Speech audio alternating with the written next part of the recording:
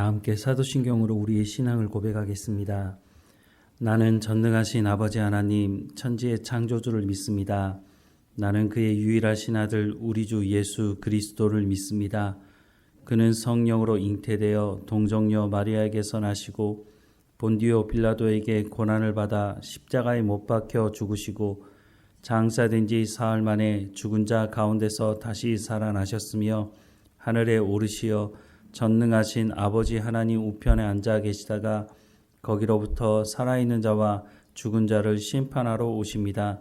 나는 성령을 믿으며 거룩한 공교회와 성도의 교제와 죄를 용서받는 것과 몸의 부활과 영생을 믿습니다. 아멘. 254장 함께 찬양하겠습니다. 254장 함께 찬양하겠습니다. 내 주의 보혈은 정하고 정하다. 내 죄를 정케 하신 주 날 오라 하신다. 내가 주께로 지금 가오니 십자가의 보혈로 날 씻어 주소서. 약하고 주에도 주께로 나가면 힘 주시고 내 추함을 곧 씻어 주시네. 내가 주께로 지금 가오니 십자가의 보혈로 날 씻어 주소서. 나로라 하심은 온전한 믿음과 또 사랑함과 평안함 다 주려 함이라. 내가 주께로 지금 가오니 십자가의 보혈로 날 씻어 주소서. 큰 죄인 복받아 살 길을 얻었네. 한없이 넓고 큰 은혜 베풀어 주소서. 내가 주께로 지금 가오니 십자가의 보혈로 날 씻어 주소서. 그 피가 맘속에 큰 증거 됩니다. 내 기도 소리 들으사 다 허락하소서. 내가 주께로 지금 가오니 십자가의 보혈로 날 씻어 주소서. 아멘.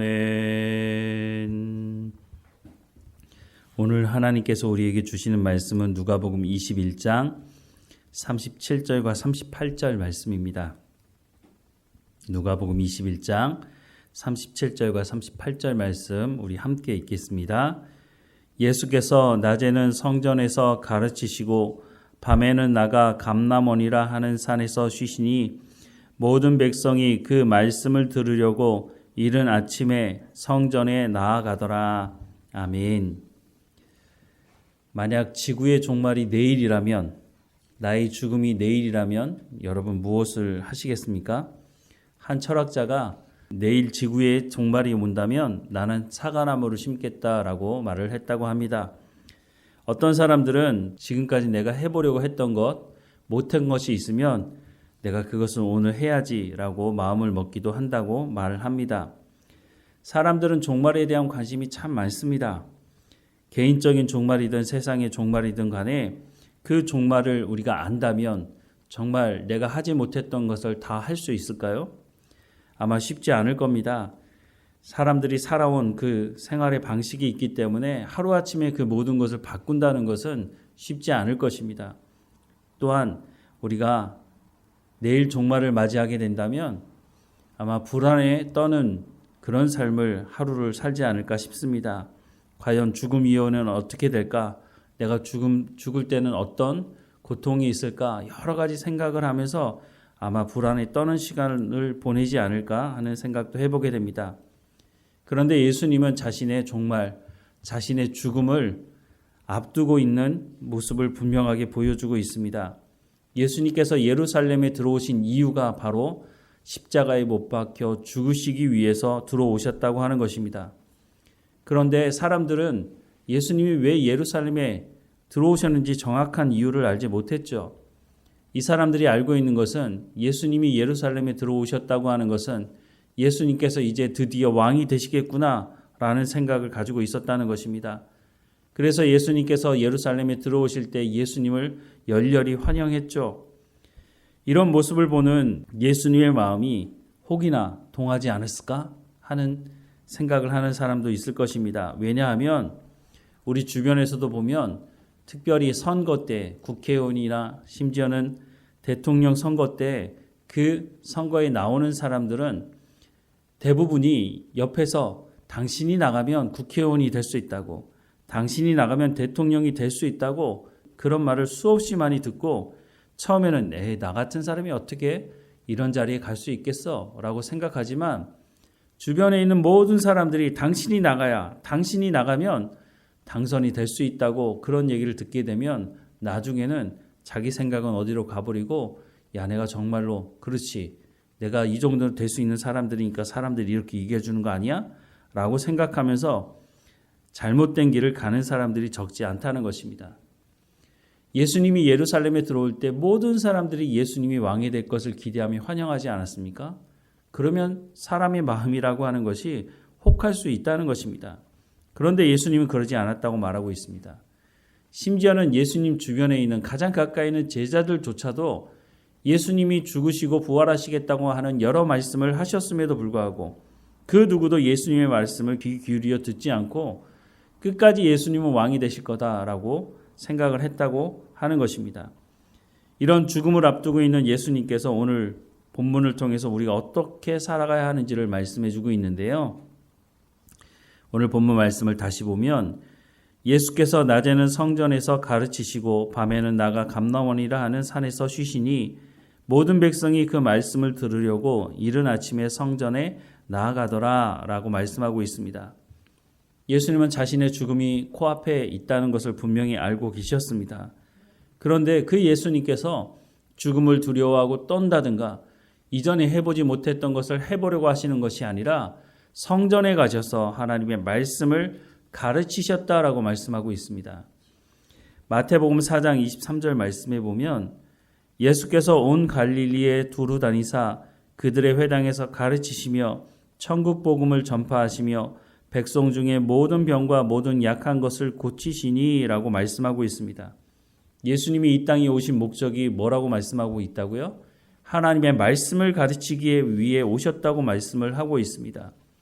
사도행전 1장에 보면 예수님께서 부활하신 이후에 무엇을 하셨는지를 말씀하고 있는데 사도행전 1장 3절 말씀에 그가 고난 받으신 후에 또한 그들에게 확실한 많은 증거로 친히 살아계심을 나타내사 40일 동안 그들에게 보이시며 하나님 나라의 일을 말씀하시니라 라고 말씀하고 있습니다.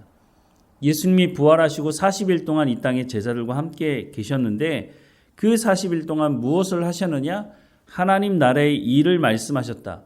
즉 하나님의 말씀을 가르치셨다고 말씀하고 있습니다. 예수님이 사역을 시작하실 때도 또 죽음을 앞두고 있을 때에도 예수님이 부활하시고 난 이후에도 예수님은 하나님의 말씀을 가르치는 사역을 하셨다라고 말씀을 하고 있습니다. 뿐만 아니라 예수님께서 승천하시면서 제자들에게 이런 말씀을 하십니다. 마태복음 28장 18절에서 20절 말씀에 보면 예수께서 나와 말씀하여 이르시되 하늘과 땅의 모든 권세를 내게 주셨으니 그러므로 너희는 가서 모든 민족을 제자로 삼아 아버지와 아들과 성령의 이름으로 세례를 베풀고 내가 너희에게 분부한 모든 것을 가르쳐 지키게 하라. 볼지어다 내가 세상 끝날까지 너희와 항상 함께 있으리라 하시니라 라고 말씀하고 있습니다. 예수님께서 제자들을 불러서 뭐라고 말씀하셨다고요? 내가 너희에게 분부한 모든 것을 가르쳐 지키게 하라 라고 말씀하고 있습니다. 우리에게 주신 사명입니다.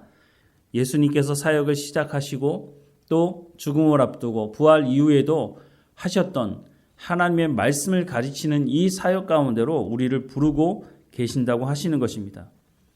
저도 말씀을 전하는 목사로서 하나님의 말씀을 전하고 있지만 한 주일에 제가 보니까 총 9편의 설교를 준비하더라고요. 새벽에 6편, 수요일 저녁, 주일에 오전과 오후 말씀. 이 말씀을 준비하다 보면 한 주일이 어떻게 지나가는지도 모르게 지나가는 경우가 흔합니다. 그러면서 생각이 드는 게 조금 빨리 은퇴를 해야겠다. 은퇴를 하면 이곳에서 내가 벗어날 수 있지 않을까 하는 생각을 해보지만 오늘 말씀을 보면서 다시 생각을 바로잡게 됩니다. 예수님께서 사역을 시작하시면서 죽음을 앞두고 부활 이후에도 하나님의 말씀을 가르치실 뿐만 아니라 우리를 부르실 때에 내가 너희에게 분부한 모든 것을 가르쳐 지키게 하라고 세상 끝날까지 내가 너희와 항상 함께 있겠다고 말씀하고 있으니 내가 하나님의 말씀을 가르치고 전하는 것을 주님 부르시는 그날까지 해야 한다는 생각을 다시 한번 하게 됩니다. 예수님께서 우리 가운데 어떤 삶을 살아갈 것인지를 말씀하고 있습니다. 우리가 내일 종말을 맞이한다고 한다면 오늘 해야 될 것이 무엇일까? 그것은 하나님의 말씀을 내가 듣고 그 하나님의 말씀을 전하고 가르치는 것이라고 하는 것을 말씀해 주고 있는 것입니다. 우리의 삶 가운데 가장 중요한 것이 이것이라고 말씀해 주고 있는 것입니다. 내가 하고 싶고 누리고 싶은 거 많겠죠. 하지만 가장 중요한 것이 주님 나를 부르신, 나를 구원하신 가장 중요한 이유가 하나님의 말씀을 전하는 것이라고 말씀을 해주고 있습니다. 왜냐하면 이것이 바로 생명을 살리는 것이기 때문인 것입니다. 하나님께서 말씀하시는 말씀에 귀를 기울이고 주님께서 우리를 불러주셨던 그 사명을 가지고 오늘도 함께 주님 앞에서 깨어서 살아가야 할 것입니다. 주님 부르시는 날 언제인지 우리가 어떻게 알겠습니까? 갑자기 부르실지 아니면 언제 내가 너를 부르겠다고 말씀하실지 아무도 모르죠. 주님께서 언제 부르실지 모르지만 우리 가운데 맡겨주신 이 사명을 온전히 감당해서 하나님 앞에 가서 우리가 이 사명 감당하고 왔다고 고백하고 칭찬 듣는 우리 모두가 되기를 주님의 이름으로 축원합니다. 기도하겠습니다. 사랑하는 하나님, 예수 그리스도께서 이 땅에 오셔서 하나님의 말씀을 가르치신 사역을 죽음을 앞두고도 부활 이후에도 이 사명을 감당하셨던 것을 오늘 본문의 말씀을 통해서 다시 확인하게 됩니다. 하나님, 우리를 구원하신 목적도 우리를 부르신 것도 내가 너희에게 분부한 모든 것을 가르쳐 지키게 하라고 하는 이 사명이 우리 가운데 있음을 기억하게 하셔서 주님 우리를 언제 부르실지 알지 못하지만 우리가 그 죽음 앞에서 두려워 떠는 사람들이 아니라 죽음 이후에 영원한 하나님의 나라가 약속되어 있다는 것을 기억하게 하시고 이 약속의 말씀을 붙들 뿐만 아니라 우리가 이 약속의 말씀을 증거하는 증인으로서의 삶을 살아가는 것도 중단하지 않도록 주님 부르시는 그날까지 이 사명 감당할 수 있도록 우리 가운데 건강함도 허락해 주시고 지혜와 명철도 허락해 주옵소서. 더 정신을 똑바로 차리게 할 수 있도록 하나님의 말씀이 우리의 삶의 중심이 되게 하셔서 늘 하나님과 동행하며 생명을 살리는 삶을 살아갈 수 있도록 은혜를 허락해 주옵소서. 하나님 우리 가운데 성령의 충만함으로 하나님의 말씀을 붙여주시고 담대하게 하나님 말씀을 증거하는 삶이 될 수 있도록 하나님 인도해 주옵소서. 오늘도 우리의 삶을 주관하시고 인도하실 하나님, 뒤를 돌아볼 때마다 감사가 넘치는 삶이 될 수 있도록 하나님께서 우리의 삶을 주관하시고 인도하신다는 것을 우리의 삶 속에서 평안함으로 열매를 맺어가며 사는 삶을 맛보는 삶이 될 수 있도록 은혜를 허락해 주옵소서. 늘 우리와 함께 하시는 하나님께 감사하고 예수님의 이름으로 기도드립니다. 아멘. 하늘에 계신 우리 아버지, 아버지의 이름을 거룩하게 하시며 아버지의 나라가 오게 하시며 아버지의 뜻이 하늘에서와 같이 땅에서도 이루어지게 하소서. 오늘 우리에게 일용할 양식을 주시고 우리가 우리에게 잘못한 사람을 용서하여 준 것 같이 우리 죄를 용서하여 주시고 우리를 시험에 빠지지 않게 하시고 악에서 구하소서. 나라와 권능과 영광이 영원히 아버지의 것입니다. 아멘.